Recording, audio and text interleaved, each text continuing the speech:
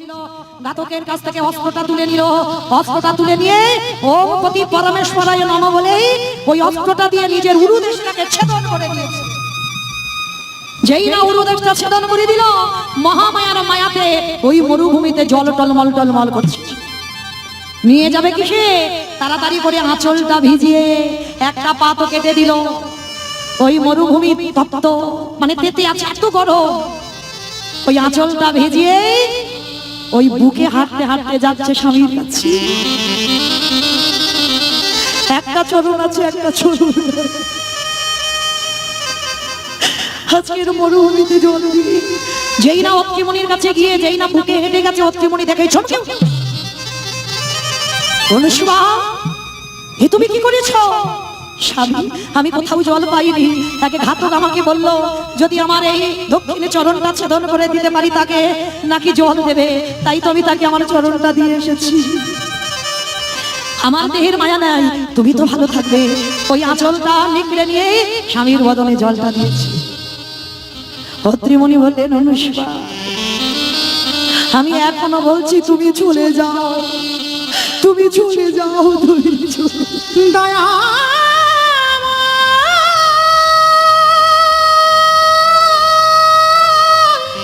পারবে না তুমি আমার বাঁচাতে। অনুষ্বা পারবে না। ও গো কৃপা,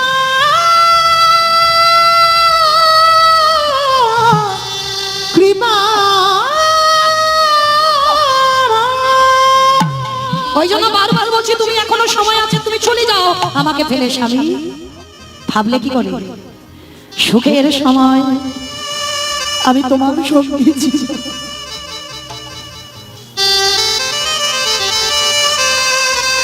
আর দুঃখের সময় আমি তোমার সঙ্গে। তুমি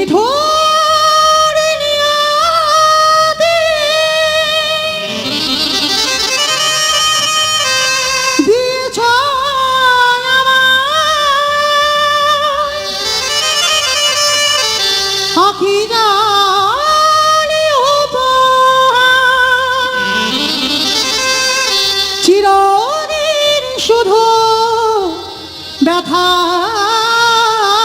দিলে, দিলে না তো অধিকার। ছোটবেলা থেকে আমি শুধু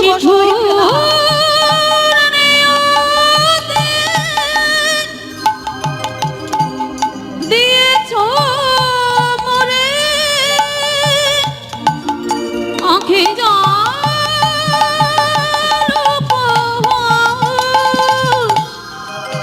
চিরদিন শুধু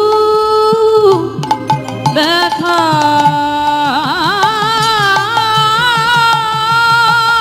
দিলে, দিলে না তো অধিকার। নিঠুর নিয়তি দিয়েছ আমায় আখি জানি উপহার,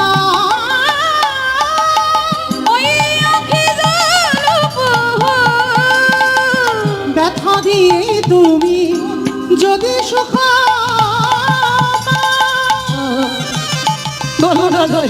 যত ব্যথা তুমি আমায় ব্যথা দিয়ে তুমি যত সুখ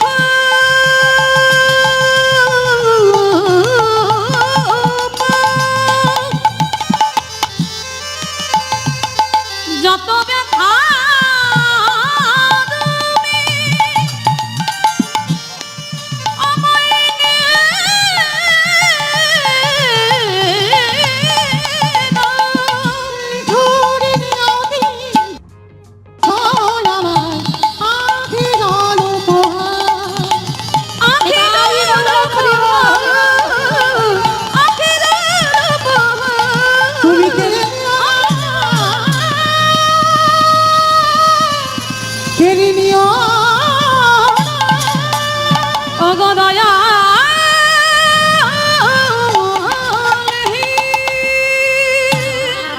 কষ্ট দাও, দুঃখ দাও, জ্বালা দাও, যন্ত্রণা দাও, ব্যথা দাও, বেদনা দাও, কিন্তু সহ্য করবার মতো ক্ষমতাটুকু আমায় দিয়ে দিও, যে আমি যেন ধৈর্য ধরে আমি যেন এক জায়গায় দাঁড়িয়ে থাকতে পারি।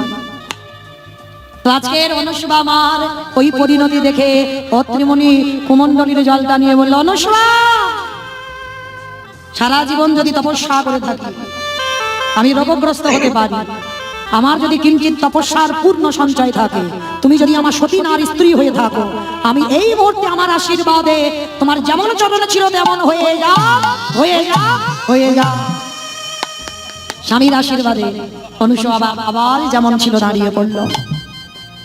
দেখতে দেখতে 1 মাস পূর্ণ হতে আর 3 দিন বাকি আছে। 3 দিন পরে স্বামীর মৃত্যু হবে। কি গো মাইরা, ডাক্তার যখন বলে দেয় রুগী নিয়ে বাড়িতে চলে যাও, বেশি দিন আর নয়, ভালো মন্দ একটু খাইয়ে দাও, এই রুগী যদি জেনে যায় রুগী আর বাঁচবে 1 মাস, চিন্তা ভাবনায় চলে যাবে। কিন্তু মা চিন্তার কারণ নাই, যেতে তো সবাইকে হবে। দরজায় দাঁড়িয়ে আছে মৃত্যু, প্রত্যেকের ঘরে ঢুকবে, প্রত্যেকের ঘরে যা যা কিছু দেখতে পাচ্ছ সব অনিত্য বস্তু। নিত্য বস্তু হলো ওই দুটো চরণ, ওই দুটো চরণ ধরতে পারবে যে তার সংসারের কোনো জ্বালা যন্ত্রণা থাকবে না। আর ওই চরণ ধরতে যার টাইম লেগে যায় বাবা, তাকে তো সংসারের ধানিতে পড়তেই হবে। ওই জন্য শিশু কালে ভজন করে নিতে হবে। আর সেবা আরাধনার সময় হচ্ছে যৌবনকাল, ফোটা ফুল। ভগবান যৌবনকাল বড় ভালোবাসে, বাসি ফুল নয়, কুড়ি ফুল নয়। তো আজকের অনুসভা মা আমার 3 দিন বাকি আছে। মনে মনে শুধু একটাই চিন্তা, 3 দিন পরে স্বামী চলে যায় না। মনে মনে ভাবছে আমার ভজন যদি সত্যি হয়, সঠিক পথ যদি আমার থাকে, আমার স্বামী আমায় ছেড়ে যেতে পারে না। মনে মনে কাঁদে আর বলে, এই মনে মনে করতে করতে 2 দিন চলে গেল, আর বাকি আছে 1টা দিন। আবার স্বামী বলছে, অনুসভা, 1 দিন পরে আমি চলে যাব তোমার ছেড়ে, তোমাকে রেখে যাব কার কাছে? তোমাকে রেখে যাব কার কাছে অনুসভা? আমি জীবিত থাকতে থাকতে তুমি চলে যাও তোমার বাপের বাড়ি। আবার বলে বাপের বাড়ি। কার এত বড় স্পর্ধা যে আমার কাছ থেকে তোমাকে কেড়ে নিতে পারে? সতী নারী যারা হয় তাদের প্রতিজ্ঞাটা বাবা কত দৃঢ় থাকে। তার এত বড় ক্ষমতা আছে আমার কাছ থেকে তোমায় কেড়ে নেবে। অনুসভা, সূর্য উঠে যাবে, আর সূর্য উঠলেই আমার মৃত্যু হবে। অনুসভা বললেন, বেশ, সূর্য উঠলেই তো তোমার মৃত্যু হবে, কিন্তু সূর্য যদি আর কোনোদিন না ওঠে? অনুসভা, তুমি কি বলছো? সূর্য উঠলেই আমার মরণ হবে, আর নিয়ম অনুসারে সূর্যকে উঠতেই হবে। সকালবেলা উঠবে, বিকালবেলা পাটে বসবে, এটা নিয়ম। সময় অনুসারে ওকে চলতে হবে। বলে না, সতী নারীর কাছে ওকে দুর্বল হতে হবে। প্রকৃত সতী নারী যদি কেউ হয়, তার কাছে সূর্যদেব দুর্বল হয়। আজকে 1 দিন বাকি আছে। অনুসভা মা স্নান করে শুদ্ধ বচন পরিধান করে সূর্যদেবের কাছে আঁচলটা পেতেছে। সূর্য দেবতা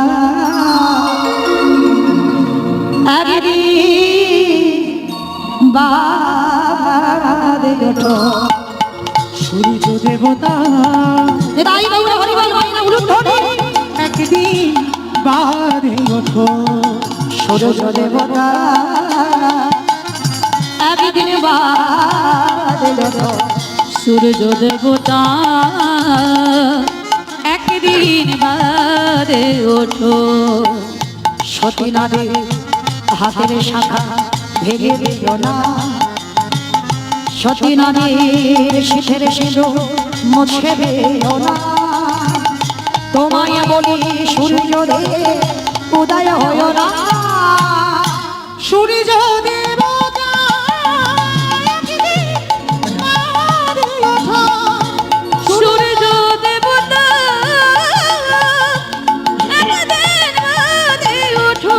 সূর্য দেবতা একদিন বাদে ওঠো, সূর্য দেবতা একদিন বাদে ওঠো। সূর্য দেবতা একদিন বাদে তাই বলো, হরি বলো, হরি। দেবতা একদিন বাদে ওঠো। যেই না সতী নারীর বাক্য চলে গেল সূর্যদেবের কাছে, নিয়ম অনুসারে প্রতিদিন সকালে সূর্যদেব উদয় হয়। আজকের আর উঠতে পারছে না, যেন সূর্যদেবের পথ অবরোধ করে কেউ দাঁড়িয়ে আছে। অমাইরা, সূর্যদেব যদি উদয় না হয় তাহলে জীব জগৎ নষ্ট হয়ে যাবে। গাছপালা, পশু পাখি, মানব দানব কেউ বাঁচবে না সূর্য যদি উদয় না হয়। তো আজকে লক্ষ্য করে দেখেন, সূর্য উঠছে না, স্বর্গের দেবতারা চঞ্চল হয়ে পড়েছে। এত চঞ্চল হয়ে গেছে কি 1 সপ্তাহ হয়ে যাচ্ছে সূর্য আর উঠতে পারছে না, রাস্তা অবরোধ। সবাই মিলে বৈকুণ্ঠপতি নারায়ণের কাছে গেছে, প্রভু প্রভু প্রভু। এই মুহূর্তে দেখে এলাম সূর্যদেব উঠছে না, এক সপ্তাহ হয়ে গেল, কি ব্যাপার, কি ঘটেছে? ভগবান ধ্যানযোগে দেখতে পেল মর্তধামের এক সতী নারী, তার ভাগ্যে সূর্যদেব আর উঠতে পারছে না, রাস্তা অবরোধ হয়েছে। প্রভু তুমি গিয়ে কিছু করো। ভগবান ছদ্মবেশে মনুষ্যা মার কাছে গেছে, গিয়ে ডাকছে, মা ও মা, কৃপা করে তুমি কি চাও যে তোমার স্বামী একা বেঁচে থাক আর জীব জগতে সবাই মরে যাক? তুমি কি জানো সূর্য যদি না ওঠে গাছপালা সব মরে যাবে, মানুষ তো বাঁচবেই না। কৃপা করে পরে আরো ছড়ালে হবে নি, আরো ছড়াবো। ওখানে একটা বসে, শেষ হয়ে এসেছে, আর 5 মিনিট পরে আমি বিদায় নেবো, তখন একটু ছড়িয়ে দেবে। তো আজকে লক্ষ্য করে দেখেন বাবা, যেই না ওই সূর্যদেবের হয়ে আমার ভগবান এসে বলতে এসেছে যে অনুষ্মা মা, তুমি কৃপা করে সূর্যকে উঠতে বলো, আর তুমি যদি না বলো আজকে সূর্য যে উঠতে পারবে না। অনুষ্মা মা বড় জোর করে বললেন, আচ্ছা আগে বলো তো তুমি আমায় কি বলে ডেকেছো? বলে কেন, আমি তোমায় মা বলে ডেকেছি। বলো এই জগতের সংসারে কি কোন সন্তান মায়ের শীতের সিঁদুর মুছে দিতে পারে? সিঁদুর মুছে দিতে পারি, এই জগতে কোন সন্তান মায়ের হাতের শাখা কি ভাঙতে পারে? তাহলে মা বলে ডেকেছে যখন, তুমি কি জানো সূর্য যদি উঠে যায় তাহলে আমার স্বামীর প্রাণ চলে যাবে? কারণ তুমি তো আমার স্বামীর প্রাণ দেবে না, আর নেবে না, যে দেবে সে আগে আমার কাছে আসুক। যমরাজ এসে হাজির, যমরাজ এসে করজোর করে অনুসুমা মাকে বলছে, ওমা একটা কথা বলবো, কৃপা করে তুমি তোমার সূর্যকে উঠতে বলো, তোমার স্বামী মরে যাবে ঠিক কথা, কিন্তু আমার আশীর্বাদে আবার নতুন কলেবর থেকে তোমার সুস্থ স্বামী প্রাণ ফিরে পাবে। যমরাজকে বললো, যমরাজ তুমি কিন্তু কথা দিয়েছো। হ্যাঁ মা আমি কথা দিলাম, তুমি সূর্যকে উঠতে বলো। অনুসুমা মা তার স্বামীকে প্রণাম করে সূর্যদেবের উদ্দেশ্যে বললেন, হে সূর্যদেব, তাহলে তুমি যেমন প্রতিদিন সময় অনুসারী উদয় হও, আজ এই মুহূর্তে তুমি উদয় হও, উদয় হও, উদয় হও। আর যেই না অনুসুমা বলা, সূর্যদেব উঠলো, আর সূর্যদেব উঠতেই অত্রিমণির প্রাণ চলে গেল। একদিকে মরা স্বামী পড়ে আছে, অন্যদিকে নতুন কলেবর হতে সুস্থ সবল স্বামী আবার প্রাণ ফিরে পাচ্ছে। অনুসুমা আমার আনন্দ ধরে না, স্বামীকে নিয়ে নিজে আবার নিজ ঘরে ফিরে গেলেন। আর নিজ ঘরে যখন ফিরে গেলেন, স্বামীর চরণ সেবা, স্বামীর ভক্তি করছে। কিন্তু মাইরা হরিবল হরিবল, এই না হলে ভক্ত। এই জন্য বাবা বনগা খেলাঘর মাঠে বারে বারে আসতে ইচ্ছে হয়, যে কীর্তনিয়ারা বলতে লাগে না কখনো উলু দিতে হয়।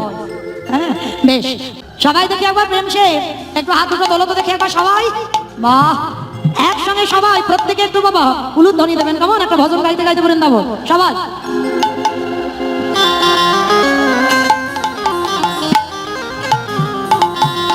রাখাল রাজা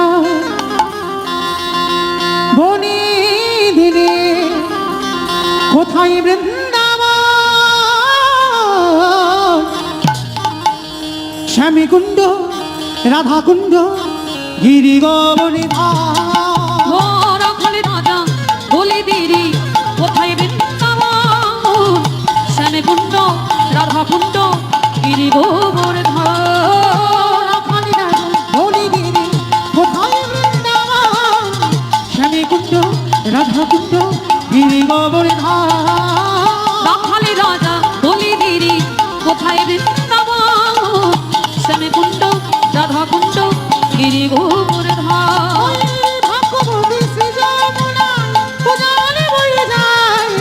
কেশি ঘাট শিবা আছে শ্যামরা, ভগবতী শ্রী যমুনা উজানে বয়ে যায়, কেশি ঘাটে শিব আশিসে মোরা। উড়ু ধরে শ্রী যমুনায় উজানে বয়ে যায়, কেশি ঘাট শিবা আছে শ্যামরা, ভগবতী শ্রী যমুনা উজানে বয়ে যায়, কেশি ঘাটে শিব আশিসে মোরা। আমায় না, আমি আর আমার সম্প্রদায় যাবো, আর কেউ যাবে না? সবাই যাবে? যারা যারা যাবেন আর একবার সবাই দেখে হাত দুটো তোলা দেখি না একবার সবাই, প্রত্যেকে সবাই। আমার মাঝে মাঝে একটু যেন ধসে যাচ্ছে, সম্পূর্ণ একসঙ্গে তালে তালে করো, তালি প্রত্যেকে দেবেন কেমন? ভিডিও এগুলো তাকাও, ভিডিও এবারে দিয়ে দাও। ভাগ্যবতী শ্রী যমুনায় উজানে বয়ে যায়, কেশি ঘাট শিবা আছে শ্যামরা।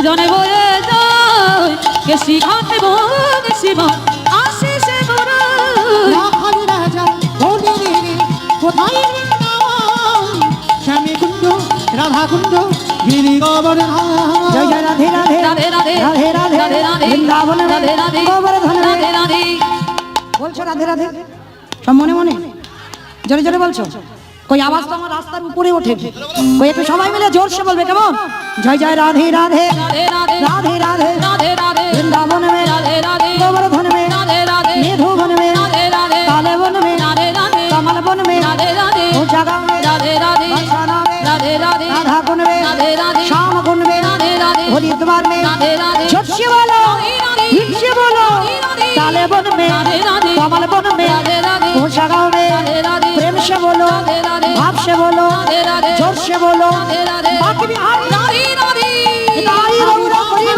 हरियो বলি রে কোথায় বৃন্দাবন শ্যামী কুঞ্জ রাধা কুঞ্জ গিরি গোবর্ধন রাখাল রাজা বলে দিরে কোথায় বৃন্দাবন স্বামী কুণ্ড রাধা কুণ্ড গিরি গোবর্ধন प्रेम से बोलो राधा रानी की জয়